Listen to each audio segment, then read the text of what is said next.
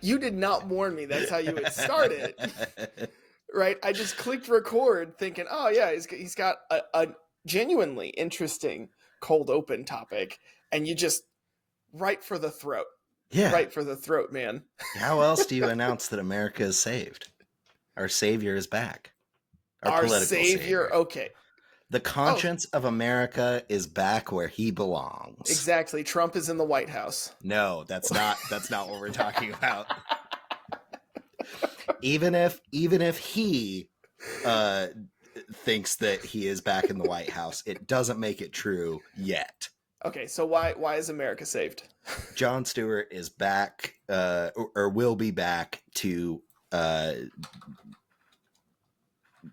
host The Daily Show. He's going to be a guest host. He's only going to host on Monday nights, and only for basically the duration of the election. But he's going to continue to produce it until 2025 with, I think, he has a partner that's going to be a showrunner with him as they find a new permanent host. But Jon Stewart is back at The Daily Show, which for me at least is very, very exciting. I do gotta say, I disagree with him on a lot of his politics, but I think he's absolutely hilarious. And I do think he does a great job of calling BS where he sees it. Yeah. I think he tends to call it more frequently on one side than the other, but that's, I think, more due to his personal views, and that's fine. Yeah, that's how the world works. I can't argue with that at all. But I do think he's a pretty funny guy. Yeah. I just personally, because I tend to agree with pretty much all of his politics.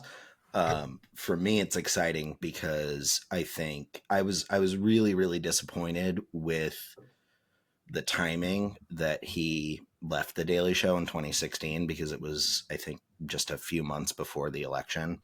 And for me, it felt like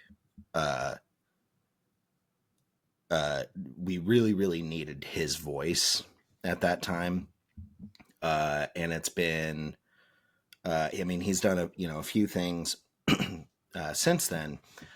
He's been really, really active with certain like political activist campaigns, in particular, making sure that Congress renews the healthcare bill that provides help for first responders who were involved with 9/11. He also had Apple TV show, which was good, but didn't really get a lot of, I think, the same viewership. And then,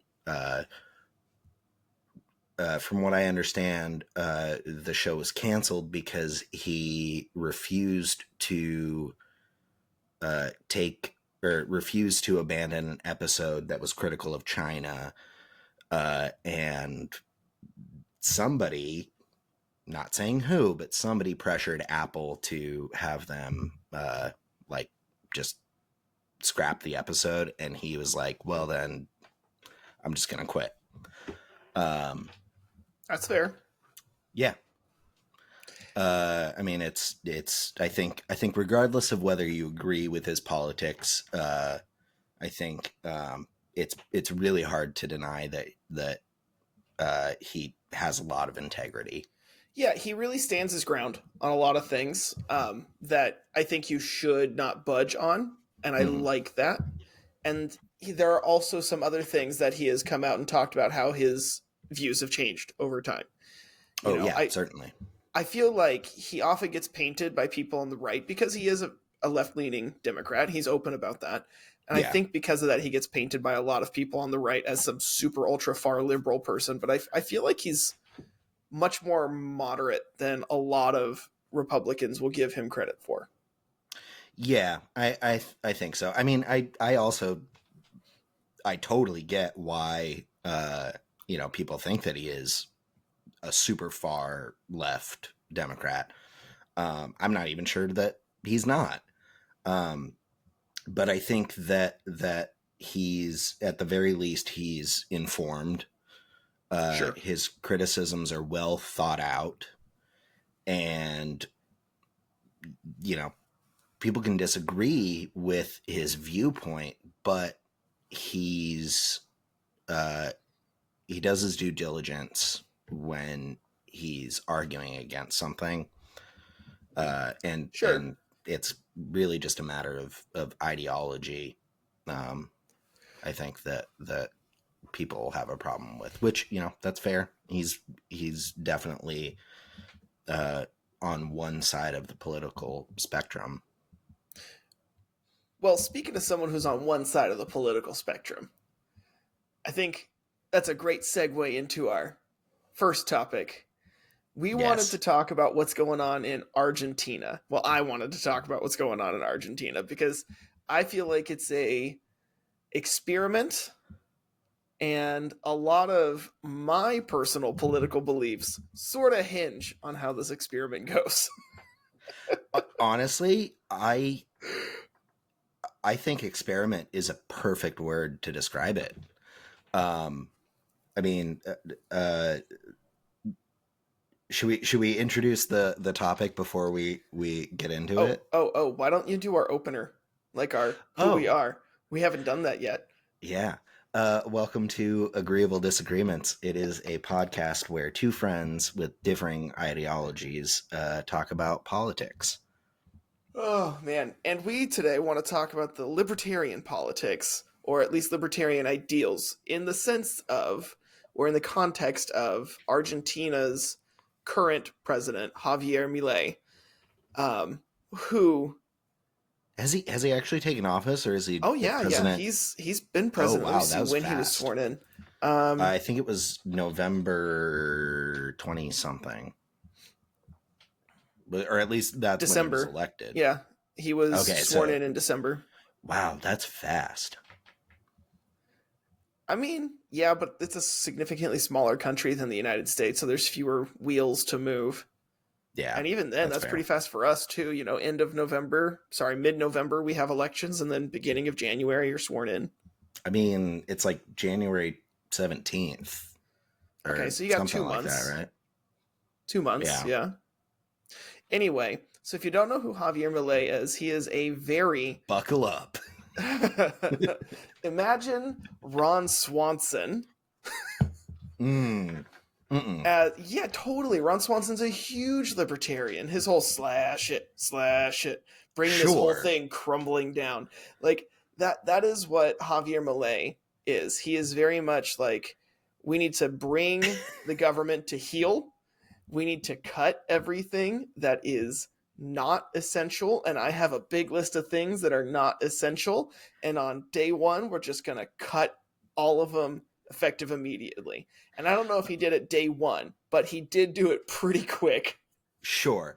But I feel like to say that he is Ron Swanson, because they are both libertarians, doesn't fully capture who Javier Milei is.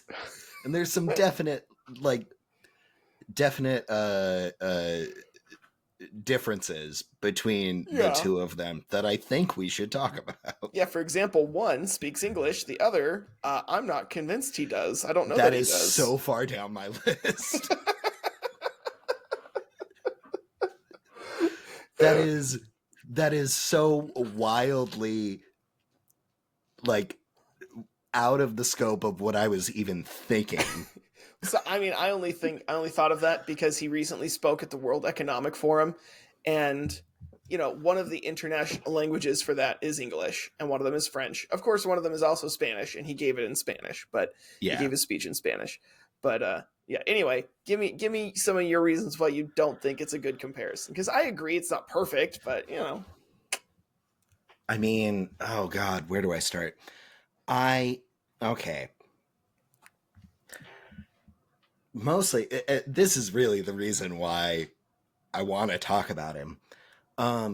He and I swear to God, this is all true. This is not me misconstruing anything or taking it out of context. This is stuff he has said and done. Man, it really sounds like you're about to take stuff out of context and misconstrue a lot of I things. promise you, I am not. I'm not racist, I am not, but... and he would be no, but he would be the first person to tell you, and in fact, he frequently does tell people about this. Oh, I think I know what you're going to talk about. Keep going. So he's one might describe him as a dog person. You know where I'm going with this. Yeah. So at some point he had a beautiful dog. I don't know what It's a mastiff. It's a mastiff. Yeah, mastiff. That makes sense. So he had this beautiful mastiff named Conan. Conan, unfortunately, passed away. Right. He then had Conan cloned at least 4 times, if not more. All of the clones are named after prominent economists, but not John Maynard Keynes, because he absolutely hates Keynesian economics. A lot of libertarians do. Yeah, I mean, that I understand. What I don't understand is, and again, this is according to him, one of them advises him on like foreign policy. One of them, meaning one of the dogs, it advises him on like his personal life. One of the clone dogs. One of the clones of Conan. Basically, he uses his dogs as his personal advisors, and he legitimately thinks that they do speak to him, and that is one of the tools that he uses to make policy decisions. Okay, I don't think he's serious about that. Mouth. Okay, there's a lot of things that I have said that would be along those lines that a lot of people would probably think are serious, that I can promise you are not. All right. I mean, do not look, think if it's a bit, he is really committing to it, because it's not just like one instance that he's done this. This is kind of a very, very frequent thing that he talks about and describes. And at no point does he ever let on if it is a bit. I mean, I think he's committing to the bit because it's so ridiculous. And you look at a picture of the guy, nothing about him screams, I'm going to be a normal person in this interview. Right? No, I agree. Because part of his issues have also been media treatment of politicians and how the media will just latch on to ridiculous things and run with it. And so I would not be surprised if he is saying that just so the media will latch on to a ridiculous thing and run with it. I don't know. I think that the subtext and his body language and everything else that does matter in communication would say otherwise. The other thing, and I'm gonna we should do like a timestamp if you want to cut this out. The other thing that he did say. Write this down. Timestamp. Okay. Okay, timestamp written down. Continue. Right. The other thing that he has also talked about on national media, I think you know where this one's going too. I don't know. That's the thing. Oh. Because I've been more focused on his policies, not his persona. He has said to national Argentinian media that he ejaculates once every 3 months. Which honestly, I don't even care if that does influence his policy decisions. I just think it's hilarious. Again, I'm gonna say that's along his thing of I'm just gonna say ridiculous things. Because let's be honest. I mean, that is a huge deal to a lot of politicians right now, is how they're being treated by the media. Whether you're left, right, I mean, no politician is being treated 100% fairly by media. And to some degree, I don't think they should, right? There's got to be some amount of criticism and freedom of press.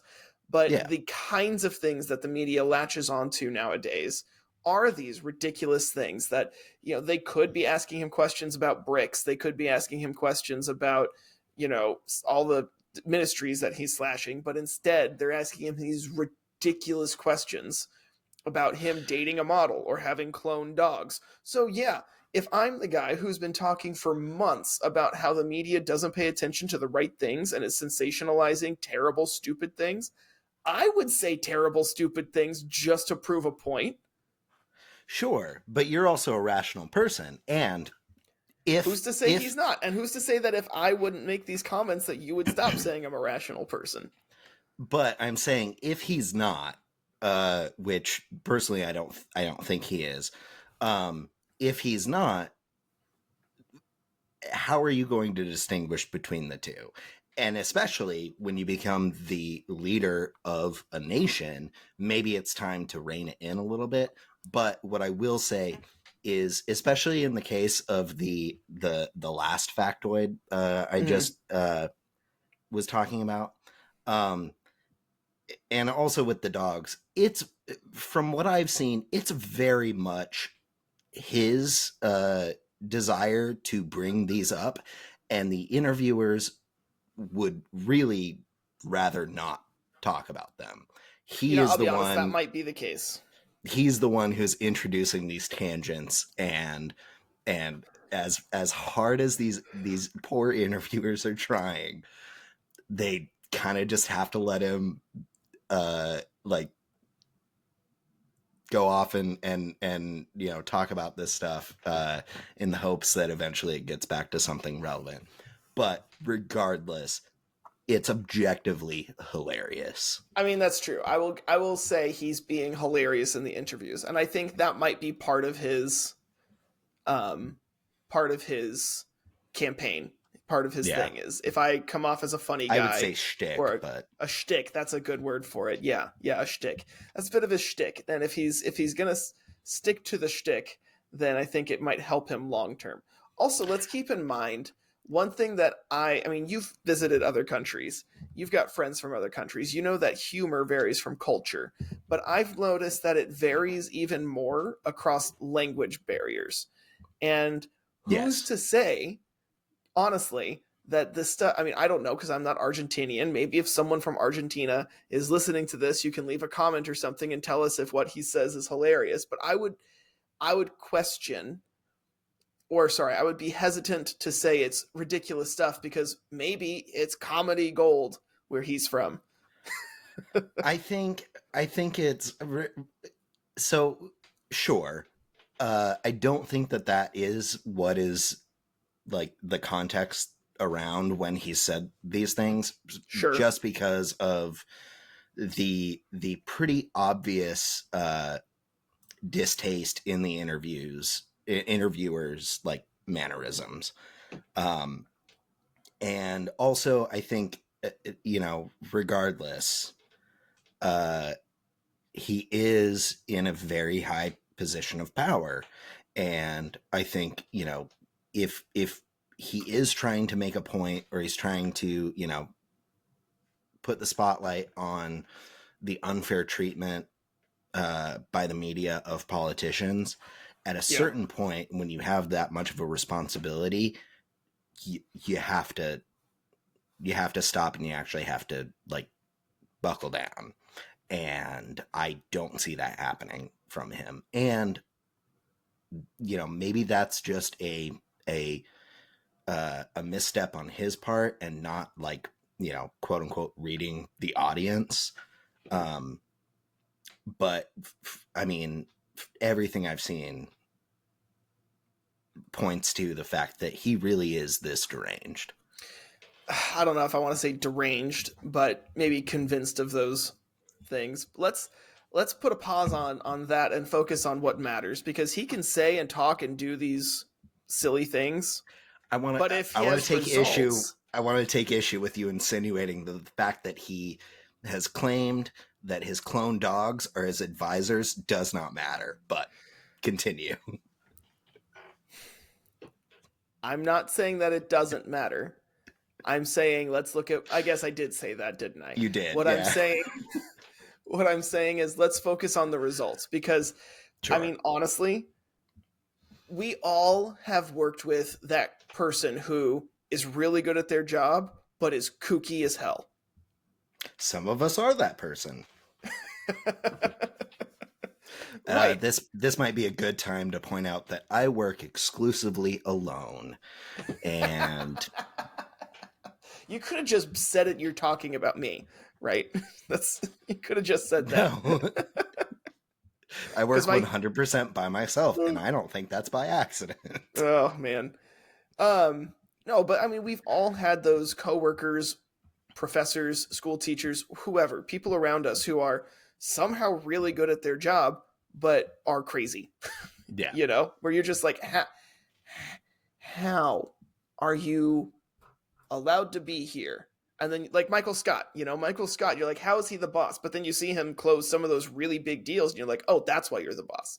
Right. You know? When he is negotiating with Idris Elba. No, it's Tim Meadows. Because Idris Elba is Charles Minor. Oh, you're talking about that part. Yeah. Oh, I'm thinking of a different part of the series. I'm talking about when they're convincing them to buy back or to give them back their jobs and buy out the Michael Scott Paper Company. See, and I was thinking of the one. Oh, sorry, keep going. You go ahead. Oh, it's just. I mean, it's that whole scene sums up why Michael got to his position and why he deserves to be there. I mean, it was a fantastic play on his part and a great scene. I think earlier in the series, there's the episode where Tim Meadows is like he's a city manager or something, and he's when they go out to like Chili's or something. Yeah, and Jan keeps trying to push it, and he's like, "Stop talking about it, Jan," and then waits until things are just the right time. So who knows? Yeah. You know, because maybe Javier Milei is a crazy guy who does some crazy things, but if he can deliver, I don't know that I care if he's talking to his dogs or not. I'll be honest with you. Yeah, I don't really have an argument with that, and especially in the case of Argentina, because Argentina at 100 years ago, they were like one of the largest economies in the world, and they're still the third largest economy in South America, but they have been hit by some really, really hard economic setbacks. And they've tried a lot of different solutions and nothing has worked. And that's kind of what Javier Milei has been kind of campaigning on, is that, you know, it's time to try something out of the box. But I do think he's maybe taken it a little bit too far, because I think any functioning country does need at least some source of revenue. Or someone to make sure that the people who are building the roads are not just hiring their cousin to put down I was gonna say like bootleg asphalt, but I don't even know what that would be. From what I understand about his policies, he is I think John Oliver described him, and this might be inaccurate, but I think it is John Oliver. I love John Oliver. Meaning that it is accurate, or are you? No, I mean, I love John Oliver, but I feel like, okay, to compare him to Jon Stewart and The Daily Show, I feel like The Daily Show is a news show. No, I feel like it's absolutely not. Hold on. Jon Stewart would be the first person to tell you that. I feel like it is a news-driven comedy show. Yes. Whereas I feel like John Oliver is a comedy-driven show that features news. And there's a nuanced difference there. Yeah. Anyway, what were you saying? John Oliver described him as? Described him as an anarcho-capitalist. That's fair. Yeah, that is 100% fair. I don't think Milei would have a problem with that. No, But he says that all the time. yeah, but there's, I can understand, like, when I'm talking with someone like you who at times, I don't know if this is like, if you completely identify with the label, but at times describes yourself as a libertarian. I can understand, Sure. Yeah, like, why you think that, why, for the reasons that you hold that ideology, why you hold that ideology, and why it, might make sense. But you also understand that there needs to be some oversight. And sure. what Javier Milei is kind of advocating is for absolutely 100% no oversight. So, first of all, that's not entirely true. He's saying that there's a better way to oversee things than having a big brother government to do it, which I agree with. I think that, for example, if you're looking at the United States version, one of my big things is, why do we have the federal government doing all of these things that the states governments very much could and should be doing, right? Yeah. But and also Argentina doesn't have that kind of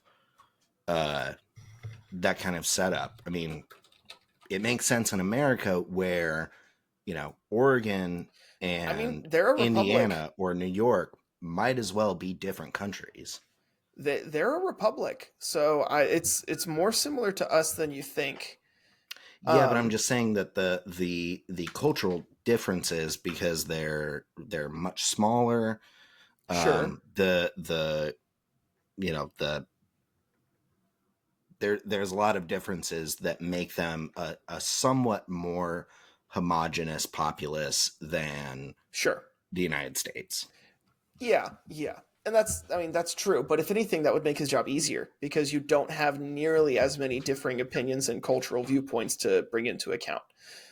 Right. Because West Coast. I was just saying that in regards to like the states deciding. Right. I think it makes more sense for them to have a more federal involvement. You're saying because they're smaller, a federal government that is in control makes more sense because it's easier for them to oversee a smaller number of people. Whereas we have a larger country, we need to split the responsibility up, or we may have need to split that responsibility up more.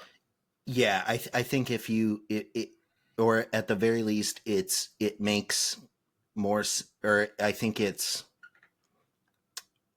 easier for the federal government to take everyone's needs and considerations into account when you don't have a vast, large, like geographically large country where, different corners of it are wildly different culturally. I think some place, and right. I don't know anything about the culture in Argentina, but I imagine it's probably not as complicated to make a one size fits all solution there than it would be someplace like the US. That's fair. However, I would simply counter that it's less about a diversification of opinion and more of a diversification of liberty, diversification of choice.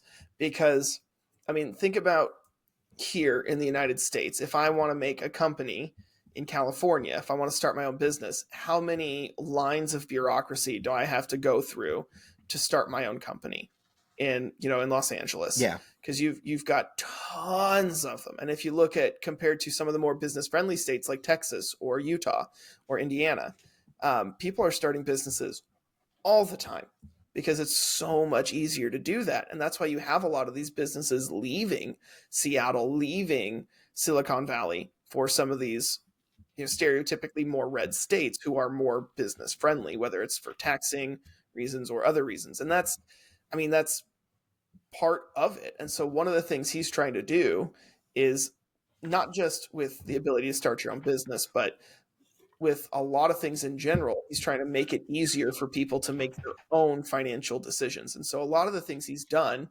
have been to not only encourage the federal government of Argentina, or sorry, the government of Argentina, because I don't know if they call it a federal government, but not only to encourage them to lead by example by slashing their budget, but also to create more abilities for companies and individuals to live more frugally and practice more frugally. So one of the first things he did was he cut the number of government ministries in half. He went from 18 down to 9. And he laid off 5,000 public sector employees. And there's some pros and cons to that. Obviously, the con is there's 5,000 people now who don't have a job. However, there's also 5,000 less people and half the government entities that are making sure that these people who are these private citizens, these privately owned businesses, are running their businesses ethically or not taking advantage of resources that limit other people's access to the resources, or a lot of things that regulation and regulatory bodies are very much needed for. And I'm like, I don't want to say that like I'm not advocating for a totally authoritarian, super strong federal government. What I'm saying is there is a place for this kind of oversight, and I think he's really limited their ability to do the things that they should rightfully be doing. So this hits on one of the key tenets of libertarian economics, and I want to come back to it. But one of the pros, I wanted to hit this point too. One of the pros of laying off those 5,000 public sector employees is that he... that was too much. Oh, you're adjusting your light? Yeah, sorry. Yeah. It was getting a little dark in here, but... You're good. No, but one of the pros to that is these aren't just random jobs. These are positions that he says should not have existed in the first place and were created either out of corruption, created out of government greed, or created out of maybe a system where they were needed, but now where we are, we just can't afford them. So he's not only looking at... Yeah. I mean, he's not only looking at this and saying, okay, what do we... what's too much regulation, but he's also looking at it and saying, we are in a financial crisis. So what can we do to cut back? Like any organization should, when they're spending way more, like we should, to be honest, when you're spending way, way more money than you're bringing in, you've got to cut that somewhere in order to make your finances make sense. And so, I don't know if his idea is that this would be the permanent solution. It very well might be. And if he's as libertarian as he appears to be, it probably is. But here's the thing that I don't understand. Well, hold on one second. His main idea with these cuts is less about, or is as much about, deregulation as it is, we just don't need this. We can't afford this, so we're cutting out what we don't need.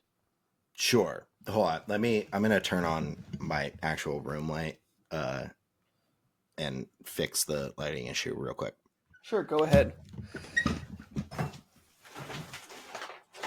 I also get policy advice from my dogs. Okay. Yes. Here's the thing, though. Sure. I get that, but he doesn't seem like the best person to be deciding what is essential and what isn't essential.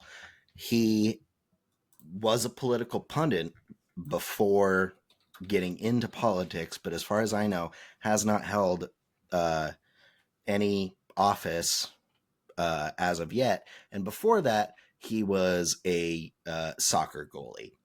So, and part of that is why he appealed to so many people, is because he's an outsider, but also he very much does not have the experience to be able to know the nuances or the exact deficiencies within these agencies that he's making cuts to.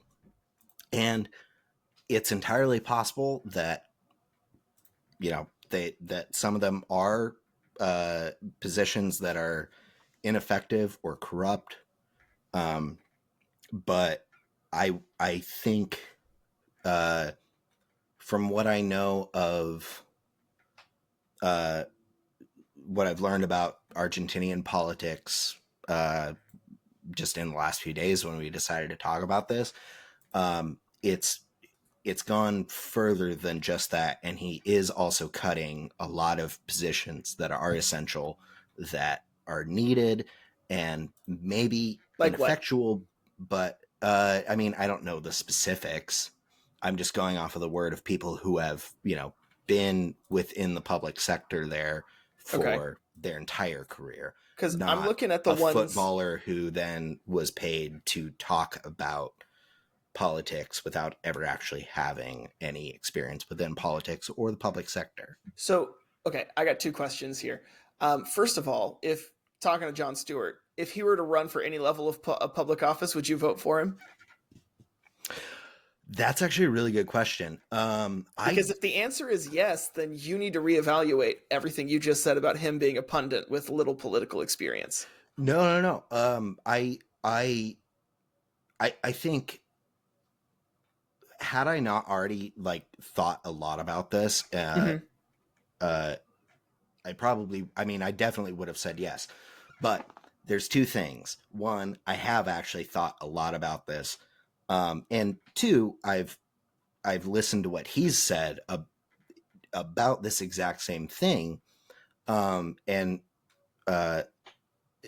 so I don't know if I would. Sure. I agree with I agree with his positions. I think he is a not just a decent person, but a good person. I think he understands the issues, even the issues that I don't agree with his opinion on. But I mean, I agree. He doesn't have any experience within politics, and so I have to take that with a grain of salt. But more importantly, he would say, and has said, that he is not somebody that should be in public office. Sure. Because he's a comedian. He's not.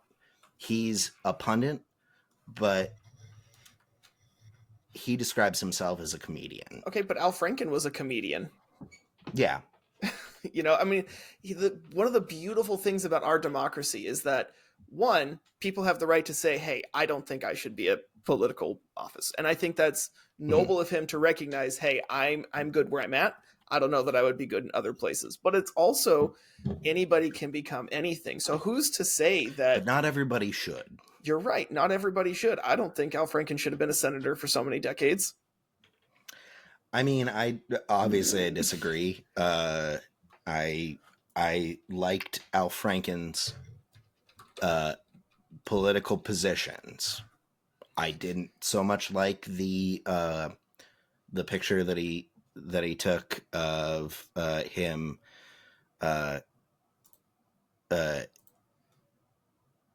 implicitly groping a U.S. service member, and that's why he resigned. But I liked him as a politician. I liked him as a comedian. I think that that's also kind of an outlier, and I think that Jon Stewart might also be an outlier. Is it? Because, I mean, you look at people like Trump who have done the same thing, obviously many more times and to a greater degree. And so if you're willing to overlook that for Al Franken, then, I mean, that makes sense why a lot of people are willing to overlook that with Donald Trump. Because here's the thing. I've noticed that worldwide, there is a huge distaste right now for people who are career politicians. And I mean, I've got that distaste. Why am I going to trust someone who has the ability to vote to raise their own salary, but won't lower my taxes?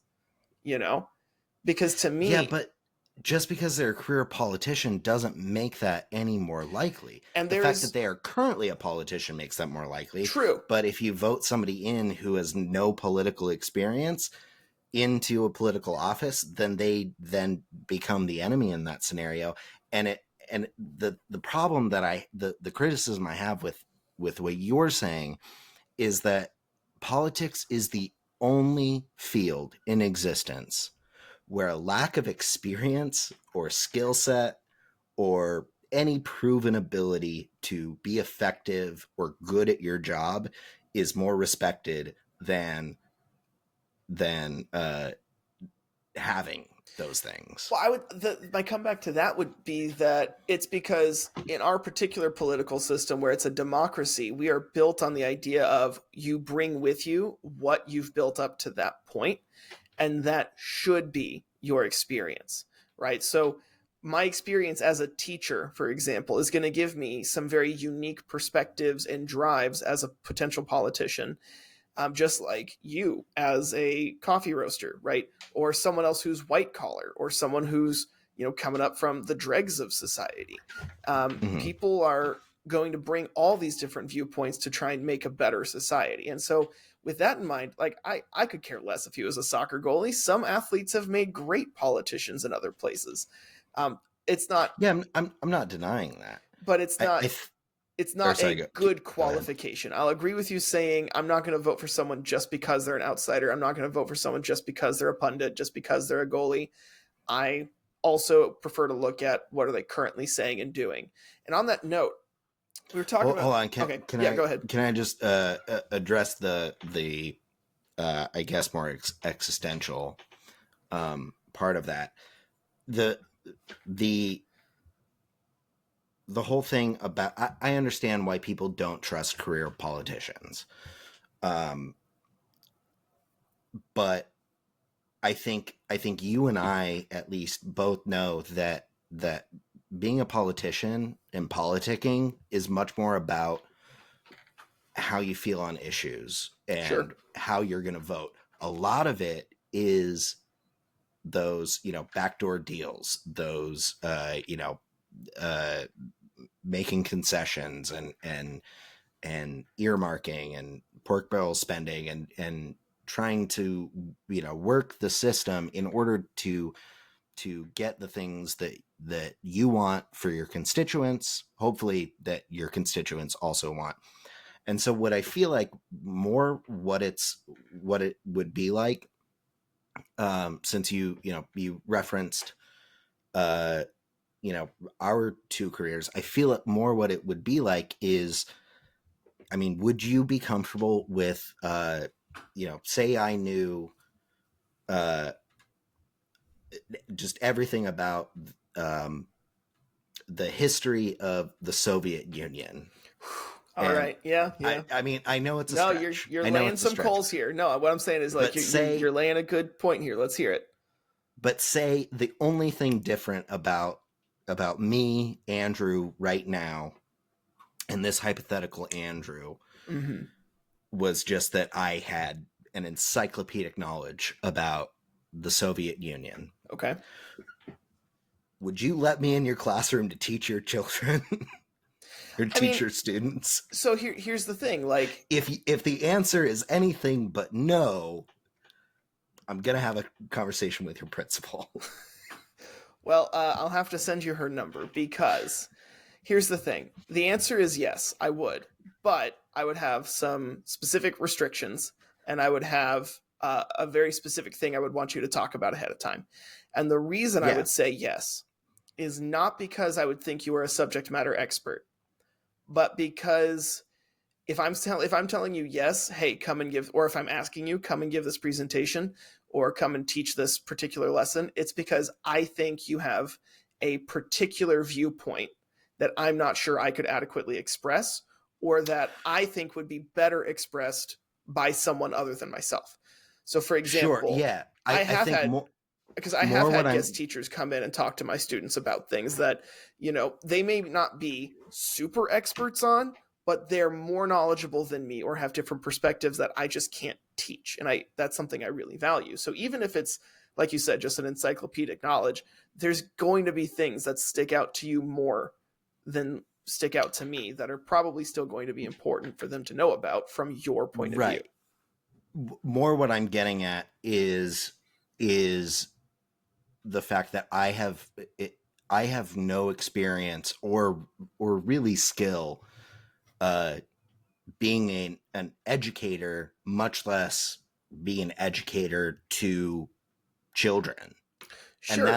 that's an incredibly important part of your job that makes you much more effective than somebody like me who has no experience, has no knowledge of how to do that part. But somebody could distill your job down to just, educating about history, but you and I both know there's so much more to that. I Sure. mean, I would say the actual facts and the knowledge that you're imparting, that's probably what, 30% of your actual job. Sure. And don't misconstrue what I'm saying here as to be like, I don't think there should be career politicians. What I mean is, like, I understand that there is the need for some amount of career politicians because they're going to get better at writing, passing, judiciating these committees, things like that. I completely see some need for it. The problem is some of these career politicians, I would venture to say the majority of these career politicians, have Mhm. become so corrupt with their insider trading, with their lobbying, with their pork barrel funding. Like so much garbage happens in Congress, I and I mean, I would say 100%. There's the Machiavelli quote that from the Prince that says something like, "Man is neither naturally good or evil; he is wicked and self-serving." yeah, That can be used for good. It can be used for bad, but there's no such thing as true altruism. Everyone is acting in their own self-interest, and unfortunately, a lot of people uh, uh, who get into politics find that it becomes a lot easier to affect things that benefit you or that you have a vested interest in. sure. That's the nature of politics, though. That doesn't stop regardless of whether or not somebody is a career politician or they're a footballer.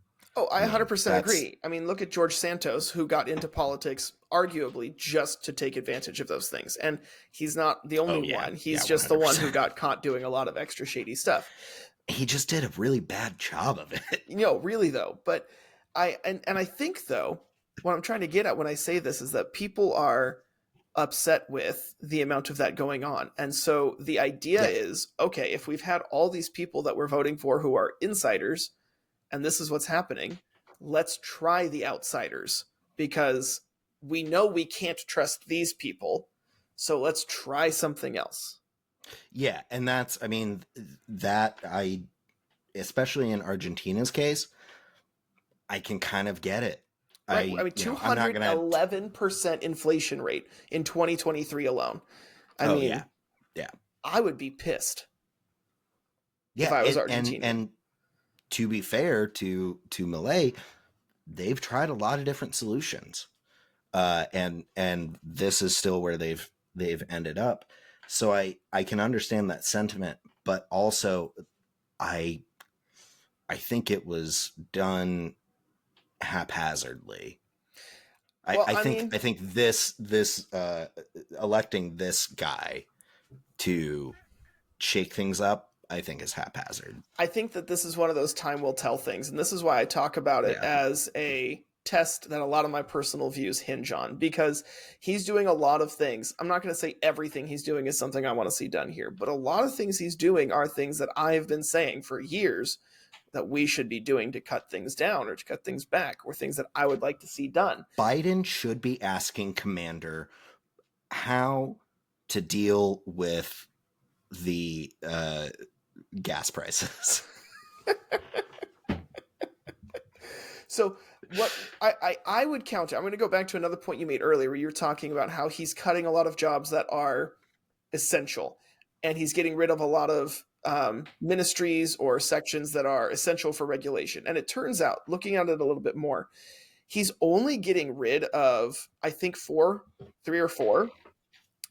And the rest that he's getting rid of are actually being combined into him. into some. So he, for example, completely got rid of the Ministry of Culture, which is their whole arts society thing. Okay. I could make an argument that that's essential, but I understand why that would be cut. Right. Well, and the thing is, you don't need a Ministry of Art. People can go do art without a government ministry. I think that's his argument. Is I understand the idea of trying to fund the arts as an arts and humanities teacher and someone who like is involved in music and theater and things like that. Like, I get it, but I also get that that is not an essential for a government entity to have. Yeah, we could go into how it protects people's access and availability to do arts, which I think the ability to have arts and artistic expression and that kind of thing is kind of a human necessity. But I get what you're saying, and that's a much deeper ideological and Sure. metaphysical conversation. So then he's also got rid of the Ministry of Women, Gender, and Diversity. Okay, again, essential, but I understand why it's cut. See, from a libertarian perspective, I would be like, see, libertarians come from the idea that they're already equal. Why should we be focusing? I as a person because they're not they are equal. There's a difference between what should be and what is. What should be is that they are viewed as equal and have the same opportunities. What actually happens is not that.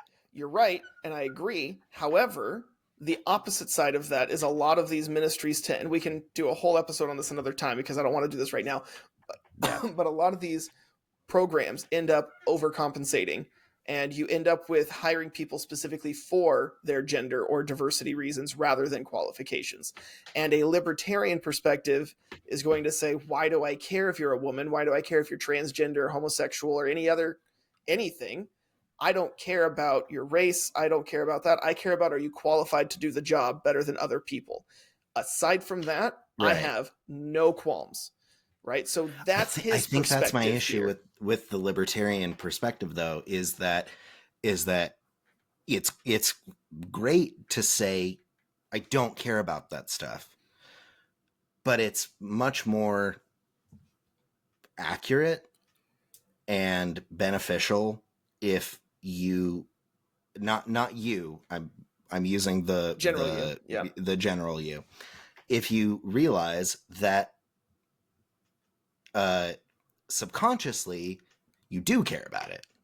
That's why, like, no, I agree. After the George Floyd protests, there was this big thing about not saying, I'm not racist, but rather saying, I recognize that because of my, my white privilege or, this and that I have certain biases that I was unaware of that I'm trying to address and change. That's a totally different thing than saying I'm not racist, and is much more conducive to actually fixing the systemic and inherent issues that these agencies are created in the first place to address. Yeah, but and if you leave it to the people to decide for themselves, what I think you will find, and what typically you do find, is that they're not actually doing that stuff that they initially said we don't need this agency to make sure that we do. Sure. I would counter that, though, and say that the difference here is one is a realistic point of view and one is an idealistic point of view. And the problem, the disconnect, I won't say problem, the disconnect here is that I think both viewpoints are trying to accomplish the same thing. It's just that one of them is doing it by what I'll call vocal introspection, where you're going around saying, hey, I'm working on this. Whereas the other is just saying, I'm just going to change right now and be better right now. Who cares about the societal? I'm going to change myself right here, right now. And expect that to also be the societal change. And I'm not going to say that either one's, I think they both. I'm not sure I'm following. So the one you're trying to say is, hey, we're going to try and change society by, encouraging introspection and people talking about these conversations and having these conversations. Whereas the one I'm Yeah. talking about is people saying, we don't need to have a conversation about it. We're just going to do it. And the problem is that one doesn't fix the underlying societal problems that yours addresses. But I've also Okay. seen, Yeah, I see what you're saying. but the flip side is I don't think I've seen a whole lot of action come out of those conversations. I have seen so many of, this is one of my big problems with a lot of these leftist things, is I don't have any problems with some of the things that came out of the Black Lives Matter movement, a lot of things that came out of like the police reforms. I think a lot of those things were necessary, needed. I love it. But I think that most of them have just been conversations and not actually a lot of change. You're absolutely right, but the reason that is because of the pushback that has hindered the progress that should and needs to be made. I'll say yes. There's some It's in gridlock, and if it, I mean, there have been some changes, but there haven't been enough changes to actually significantly affect the issue with using police reform to affect the number of specifically black men who are being killed by police. I will say that my issue is you're right in that there's a lot of gridlock and there's a lot of pushback. I'm not going to deny that because there is, and in some of those things there should be a little bit. A lot of those things, most of those things, there should not be. However, it has also been my experience that a lot of people I have met and had these conversations with do not actually want to have these conversations to have some amount of change happen. They want to have these conversations to show publicly that they are having those conversations. To virtue signal. They're Pharisees, to use the biblical term, right? These people who are going out saying these things but not actually doing things. And that's been that's bigger problem. Yeah. I've seen that too. I think that's a fair criticism. But I mean, I think that's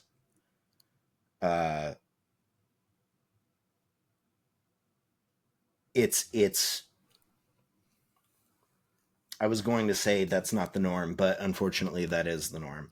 I think I think that particular population that just wants to virtue signal, I think should not be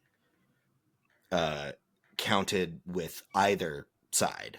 Sure. Because you could make an argument that they belong to either side. Oh, for sure. 100%. I see a lot of Republicans do the same thing. Yeah. But I think, in terms of again, just using, police reform, you have, I'll acknowledge that there are, police departments that have made changes.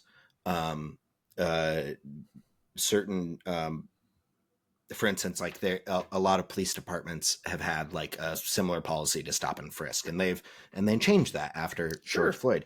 We still have, though, I forget what the program is called, but it's like the 10 something program that creates a somewhat backdoor pipeline from defense contractors to police departments that provide them with like MRAP type, like armored vehicles that are, made to withstand IEDs or, military technology, weapons, defense systems, all of these things that shouldn't be, this, and there are going to be a lot of ideological arguments to this, but the civilian police force should not be a militarized force. They are a civilian peacekeeping force. And there's the old adage where when you have a hammer, all you see is nails. Yeah. And so those types of things, those types of programs, those larger systemic things that didn't change after the George Floyd protests and Black Lives Matter movements, those are the things that are actually going to affect it, but that also were so mired by the gridlock that we weren't actually able to make any significant change. Yeah, and there's and so that's why I think these institutions that these agencies that he's cutting that are quote unquote non-essential are, yeah, you can survive, but in order to thrive and in order for the well-being of your populace to improve or at least not get worse are kind of essential. Yeah, but at the same time, and so 40% of their population right now is living below the poverty line. And yeah, I actually heard a higher statistic, but okay. But this is coming from an article back in December by the Art newspaper, which I'll admit is probably not the best one, but I looked specifically for a list of ministries that he cut, and this was the top result. So anyway, so I think my statistic was from September anyway. Oh, okay. So it was an older statistic. So here's the thing. It's fine and dandy to want a lot of these bonus things, but if your choice is between having a government that has a Ministry of Women, Gender, and Diversity and having a government that is able to help you put food on your table and, not die of starvation, people are going to choose that last one every single time, Right. I'm not arguing with that. And this is not the first time we've seen something like this happen. I mean, if you look at the French Revolution, you look at the Bolshevik Revolution, you have these instances where governments are living these very bureaucratic systems. They're running these lavish, maybe not lifestyles in those particular instances, yes, lavish lifestyles, but you have this, basically big government with a lot of things that were deemed necessary, but when it gets down to the nitty-gritty, it's not doing as much as other things could be. And so it's an interesting historical phenomena to see that the more people's needs are taken care of, the more we move towards liberalism. And the more we move towards things like worrying about diversity, worrying about arts, worrying about culture. And then the further we get from that, the more we get towards poverty, the more and more people care more about tradition, the more and more people care about their own unique culture, the more and more people care about fiscal responsibility. And so it's interesting to see how people prioritize things. And right now, based on their financial situations, and right now, because their financial situation is so dire, a lot of them are just like, yeah, no, cut it all, get back to the bare bones, and then we can rebuild to that. And speaking of which, I just want to go over the other things he's cut or combined. So he has also cut, he has combined the Ministry of Social Development, Ministry of Education, and the Ministry of Labor, Employment, and Social Security, which is one ministry. That's not three separate ones. Into a single Ministry of Human Capital, which, so to me, I'm like, ooh, Ministry of Education as an educator. That name alone, it needs a PR boost. Yeah.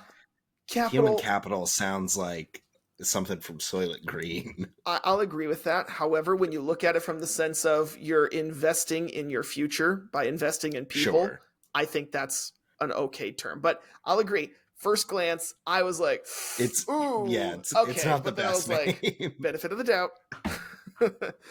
Sure.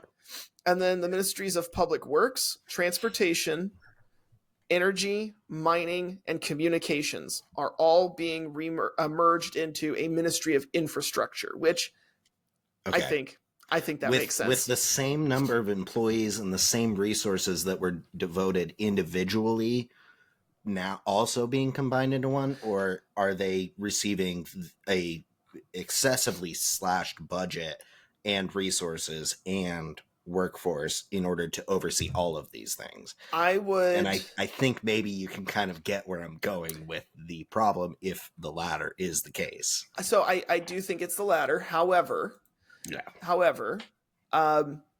if you look at like that, the fact that the entire government had its ministries halved, but only 5,000 people lost their jobs. Like if we saw half of our departments in the federal government disappear overnight, I would expect way more than 5,000 layoffs.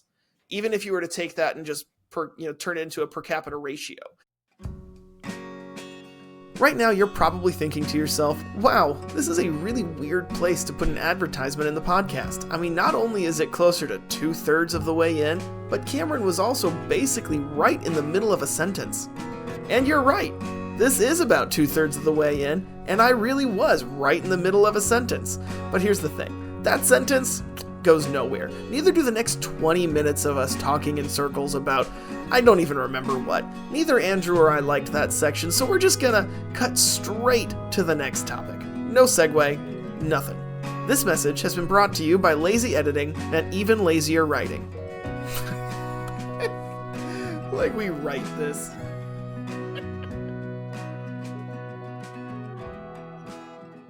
Okay, so we recently had 2 primary elections. We had Iowa and New Hampshire. And I feel like Iowa went about like everyone expected, but then what happened after Iowa has been very interesting, I think. When you say it went as expected, what are you specifically referring to? Meaning that Trump won it in a landslide. Yes, yeah. I think that was, I think that that's kind of expected for all of them. I was surprised with the Iowa caucus, specifically because they had like record low temperatures. They had like a blizzard, which was not unusual for Iowa, but typically the Iowa caucus is heavily publicized, heavily attended, heavily participated in. They had 100,000 people cast votes this year, and their registered voter, or the number of registered voters that they have is around 2 million. So hugely, like just no one participated in it.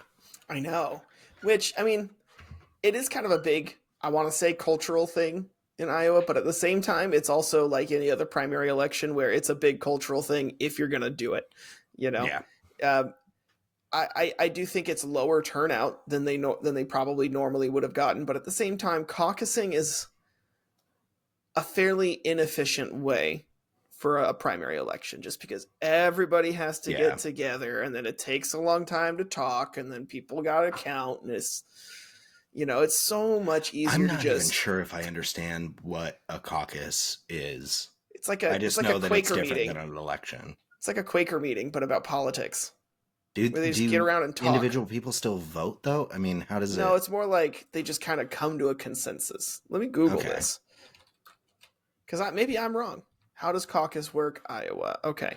Because I know that's why, even though like the Iowa caucus typically happens before the New Hampshire primary, New Hampshire is known as the first primary because Iowa is a caucus. It's not a primary.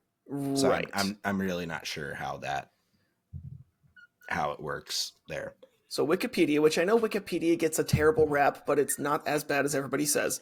Wikipedia gets a bad rap in America and America alone, and that's because people don't understand how to fact check anything or back up their sources, and they don't understand how to utilize Wikipedia to be effective. Anyway, so it says so the they caucuses... think they should stop everyone else from doing that. Sorry. That's true. So first of all, the Republican and Democrat caucuses do work slightly differently, but in general, the caucuses are generally defined as a, quote, gatherings of neighbors. Rather than going to polls and casting ballots, Iowans gather at a set location in each of Iowa's precincts. Typically, these meetings occur in schools, churches, public libraries, or even individuals' houses. Caucuses are held every 2 years. So far, doesn't sound any different than a primary. So far. Caucuses are held every 2 years during both the presidential and midterm seasons, but those that receive national attention are the presidential preference caucuses. I'm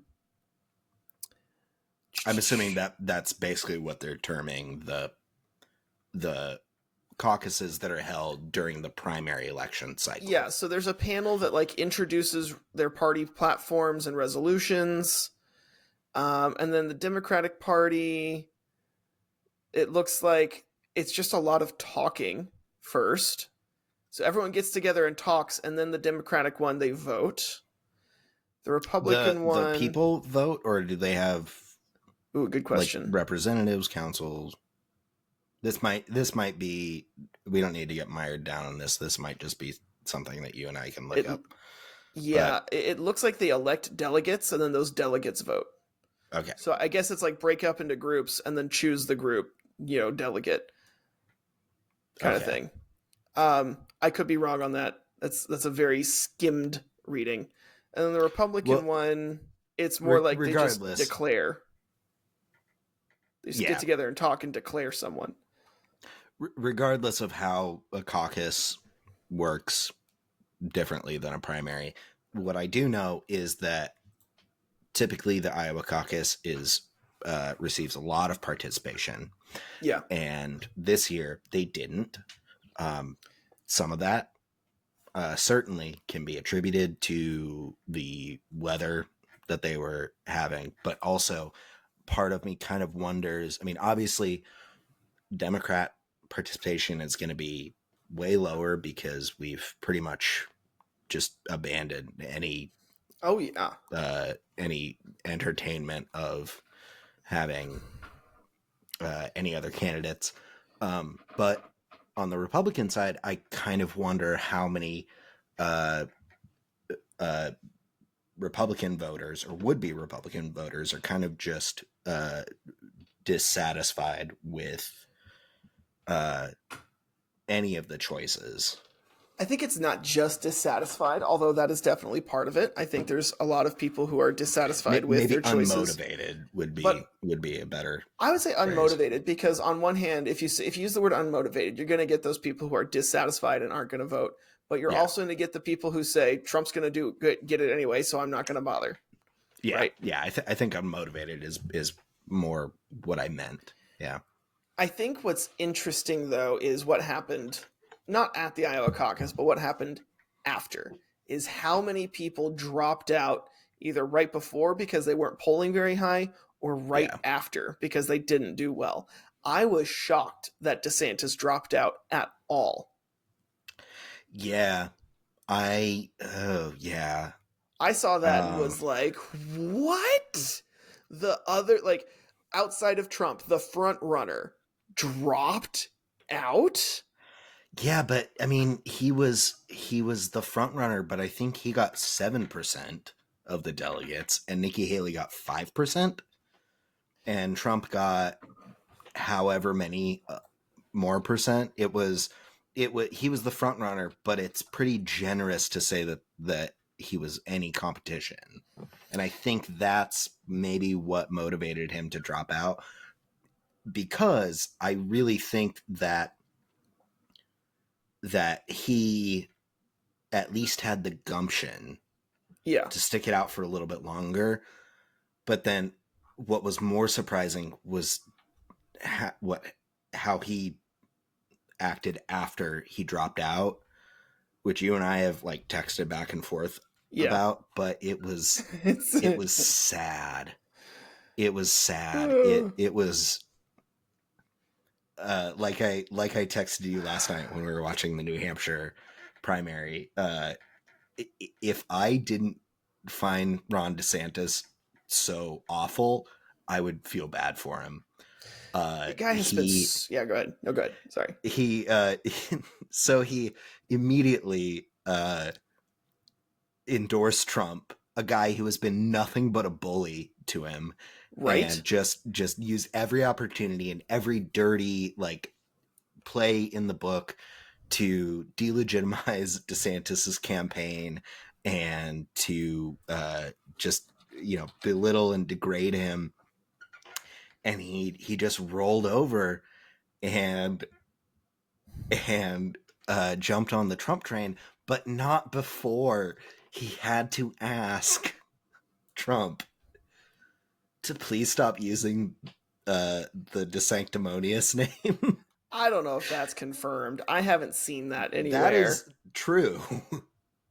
That is a thing that happened.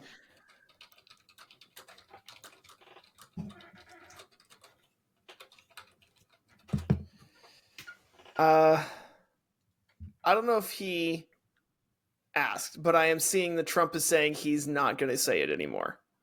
Yeah, he from the account that I heard, and I mean I did hear this on. I heard this on Pod Save America, which is a liberal leaning podcast, but it's their one of their hosts, among others, is Jon Favreau, who was Obama's head speechwriter, and it's hosted by a few other people who were also Obama aides, and they absolutely are doing their due diligence when they're making claims like this and reporting things that, you know, people have said. But DeSantis, when he called Trump to tell him that he was giving him his endorsement, what he said was, does this mean that you'll put the DeSanctimonious name to rest, or something to that effect? Which, yes, I mean, Ron DeSantis has every right to make sure that, you know, he's going to stop being bullied, but also it's just like it gives me the sense of like, all right, I'll be your lackey, but please stop being mean to me. I mean, I definitely still get that sentiment. I'm not finding anything that confirms that phone call happened. And that doesn't mean it didn't. It's very possible that it did. There's lots of things that go unreported in the national news, especially things like this. I'm just not seeing an official confirmation. However, I will say, you're pretty close with the delegates. So Trump got 20 delegates, DeSantis got 9, Haley got 8. Trump only got 51% of the vote, though. And yeah, but that's 51% of 14 or 15% of the total, like, registered voters that could have voted. So that's actually 7%. I mean, depending on how many Republicans versus Democrats, that's basically less than 10% of Republican voters voted for Trump. Here's the sad thing, though. According to the Associated Press, Chris Christie, who had already dropped out, okay, yeah, and we're probably talking write-ins here, only got 35 total votes. Now, what I think is really interesting, though, is because poor DeSantis, little guy. I don't pity him. I don't like him at all.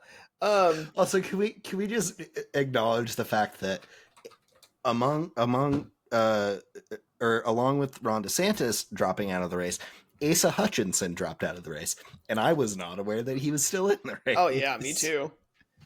Now there's two things that I think are really interesting about New Hampshire.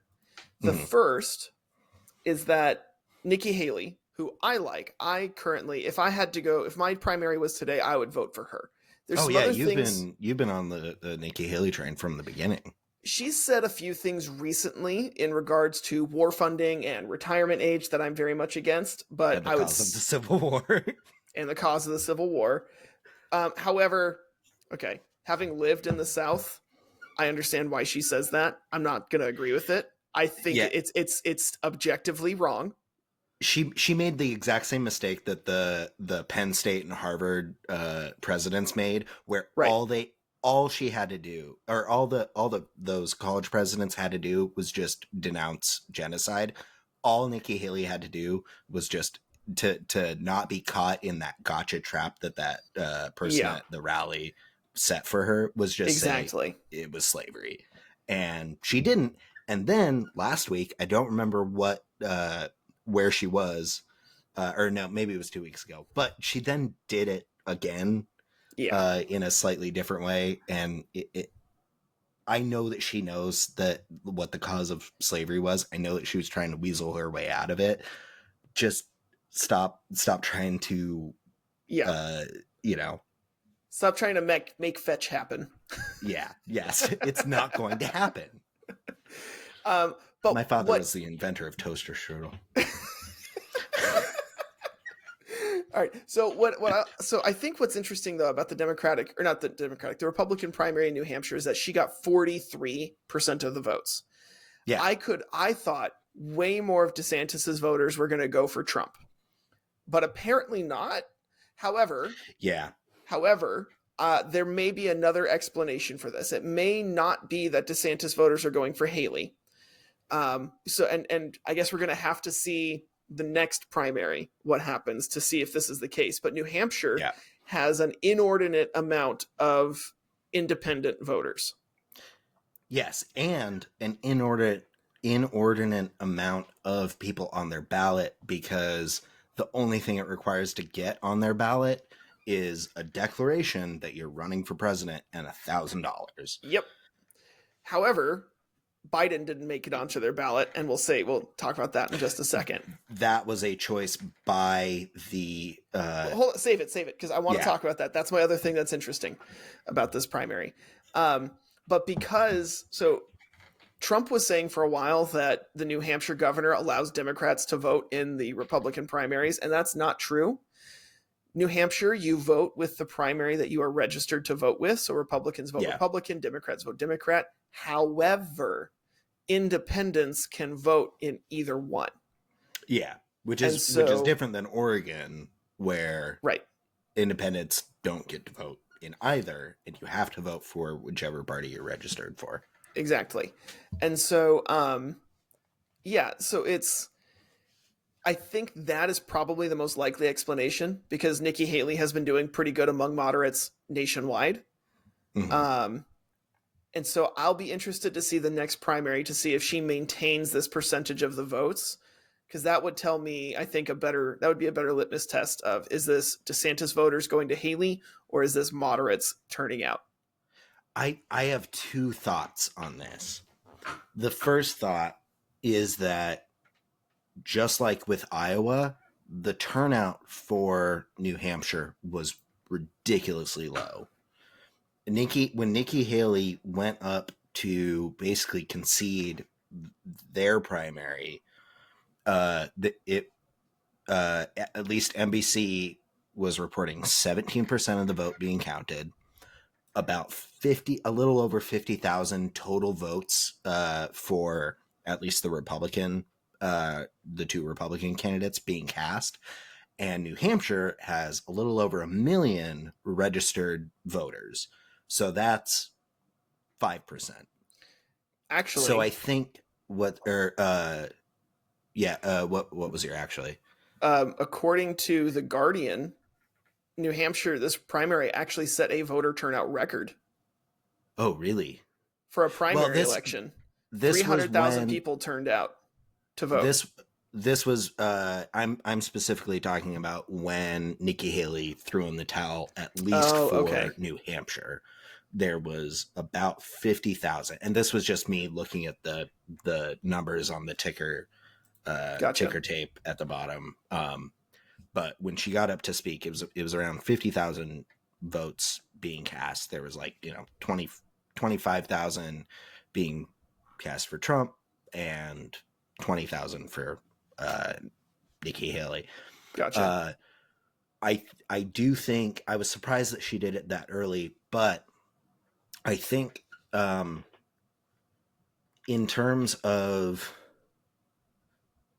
from what we saw in the low voter turnout in Iowa and how soon they called the election for Trump in New Hampshire, I think what we're seeing is people not possibly not engaging in the political process, at least for the primaries, because everyone thinks that Trump is already, destined to get the nomination. Destined. Or people are just abstaining because they don't like Biden, and they would have liked to have some kind of primary process to at least consider or hear other candidates, or for Biden to have whatever the opposite of an echo chamber is in order to voice their opinion. But they also don't like either of the Republican candidates, and so they're just abstaining from the entire process altogether. I don't know which one is true. I don't know if there's any merit to that, but I think that there's something weird going on where people are dissatisfied at a level that I don't know if we've ever seen, at least within, the last 50 years in American politics. And that I don't know how that's going to pan out. I guess we're just going to have to wait and see. Now, the second thing, though, that I thought was interesting about this primary election is that President Biden was not on the primary ballot, but still won. Yes. And correct me if I'm wrong here, but my understanding of why he wasn't on the ballot is because the Democratic National Committee chose to have South Carolina be the first primary, and New Hampshire for the Democratic. Protested.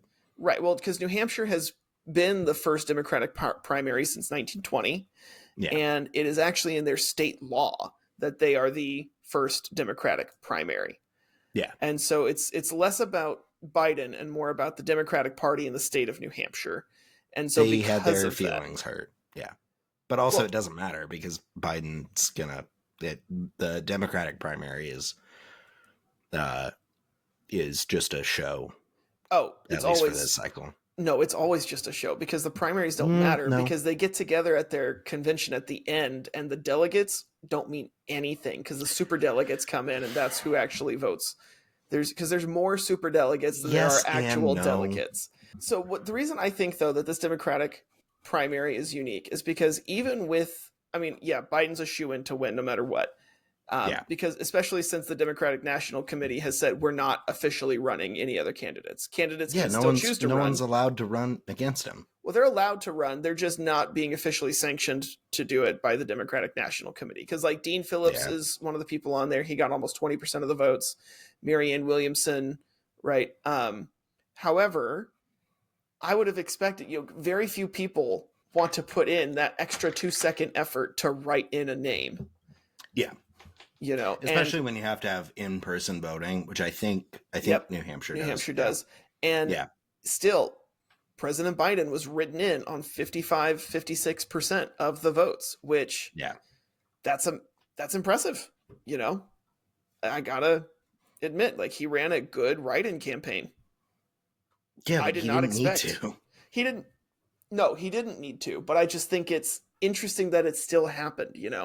I would not have thought that many people would have taken that extra bit of time to write in a president that they knew was going to get elected anyway. Yeah. Although I did hear Chuck, I can't remember his last name. Schumer? Chuck something on, not Chuck Schumer. He's one of the anchors on NBC. Oh, yeah, I don't know. I think he had said something last night in their coverage that and this was fairly early on, and I also haven't found anything to substantiate this claim, nor have I reviewed the clip that I saw to make sure that I misunderstood it, but I know it was a thing that was talked about before the primary. He, I think, made some kind of comment saying that, like, so far by that point in the night, at least on the Democratic ticket, the thing that was most voted for with their write-in ballot was the phrase ceasefire. Interesting. Which, again, there's, as far as I can tell, there's no merit to say that Biden got more, or that it got more votes than Biden in the long run. But I know it was a thing that was talked about beforehand as a form of protest by Democrats, even Democrats that, support Biden, which makes me concerned about Biden's the effect that Biden's handling of Gaza is going to affect him in the general election. Oh, it 100% is, because here's the thing. Oh yeah, I mean, it definitely is. You have, it's going to come down to a Republican president who supports Israel with a Republican constituency who supports Israel. Yeah. And a Democrat candidate who probably supports Israel, but with a constituency. Supports Israel. Yeah, but with a constituency that doesn't. No, not with a constituency who doesn't support Israel. With a constituency who doesn't support the unfettered enabling of Israel to attempt to wipe out an entire population, which is exactly what Netanyahu has said he will do and has been doing. And he has gone on the record to say that he will not accept any resolution to this conflict that allows for a two-state system. To be fair, and we can talk about. Go ahead, finish your sentence. Go ahead. I'm just saying it's Biden has done virtually nothing to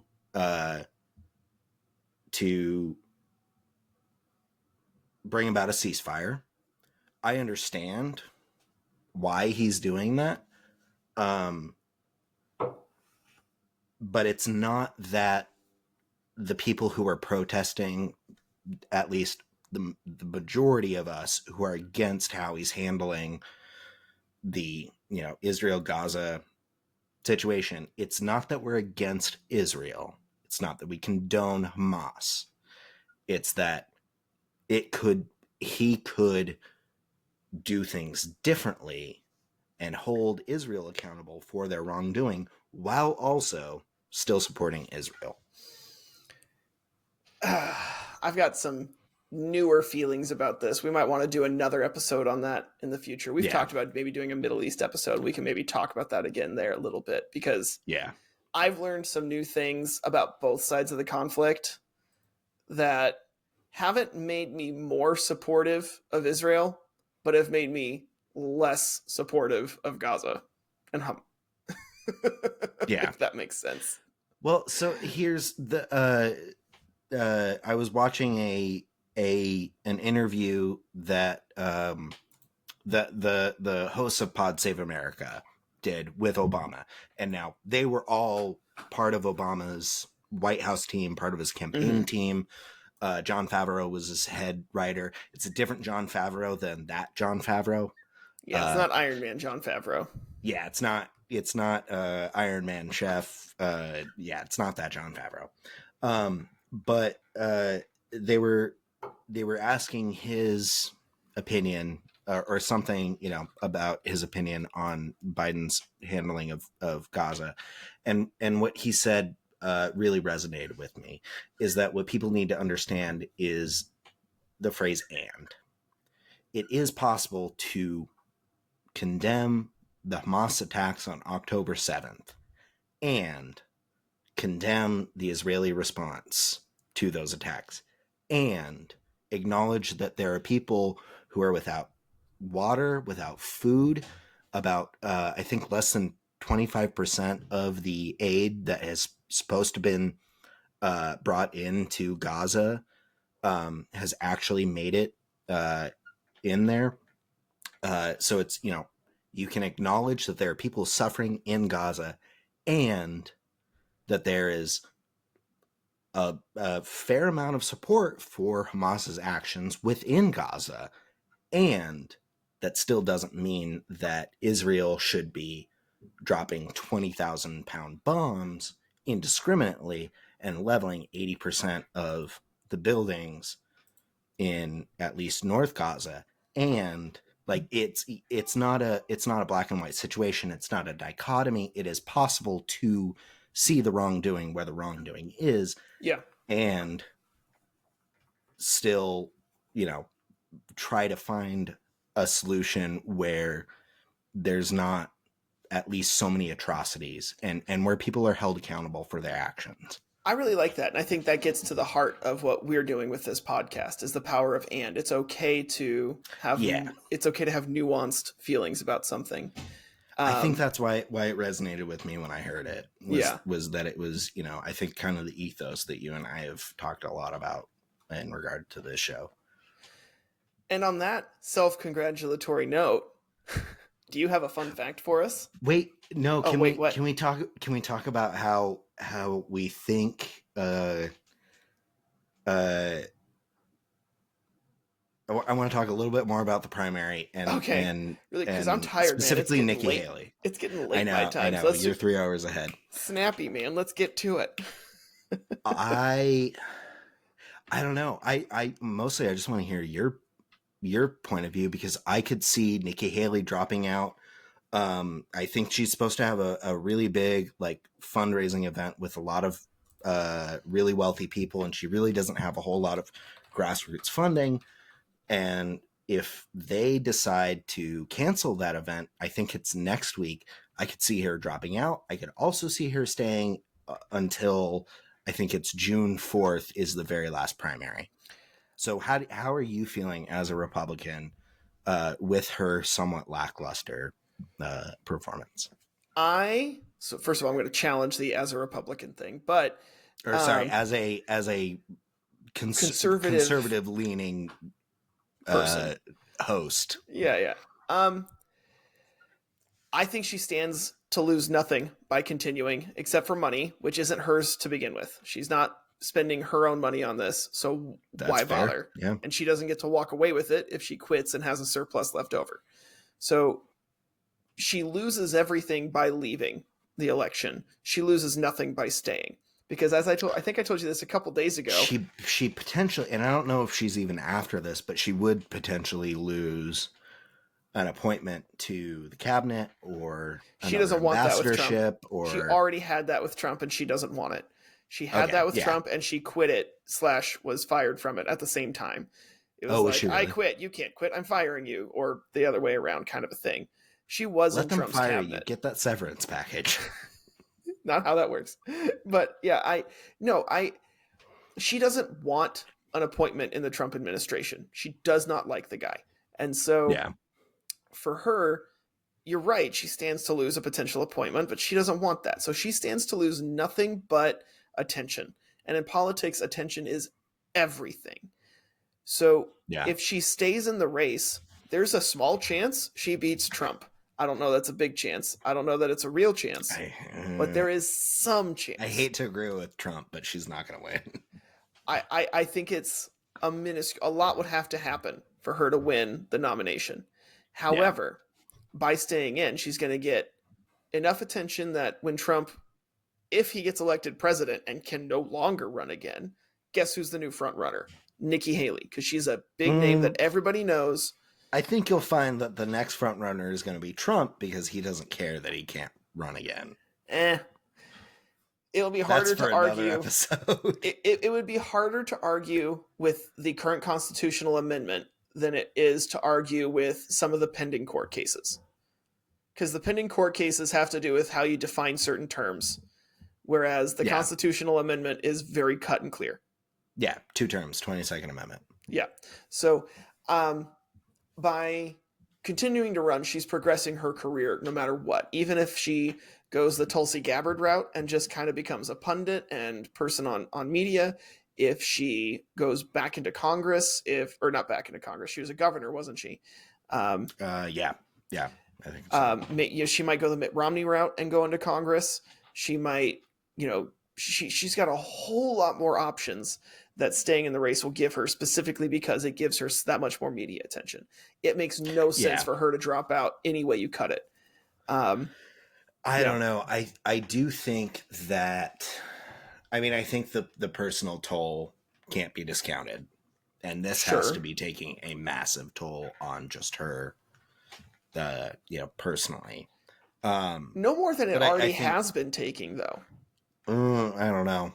I mean, I think it's not an easily replenished reserve, and she's already, I'm sure, kind of grasping at whatever she can to muster the just whatever it takes to maintain this campaign when the odds are pretty stacked against her.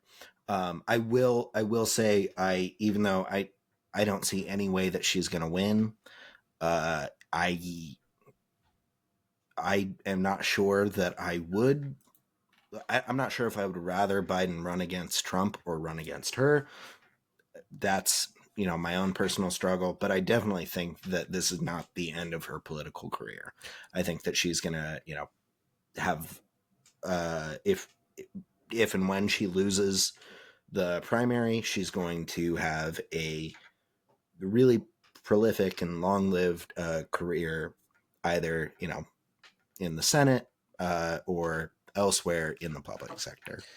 I think Biden is going to have a tough election no matter what. Yeah. I think it's going to be 4 more years of Trump. As of right now, I think it's going to be 4 more years of Trump. I would love to disagree with you, but I am afraid I might have to agree. On that note, give us our outro and your fun fact. So the U.S. Senate has in their cafeteria at the Capitol has been serving the same ham and bean soup every single day since 1903. The one day that they have missed was during World War II, when they didn't serve it for some reason because of rationing. But you can look up the recipe, and yeah. Oh my gosh. Also, thank you to Halcyon Club for letting us use their song "This Life Is Tough But Fair" off their EP Headset Emotions as our intro and outro music. I'm hungry now. Me too. I'm gonna go make something.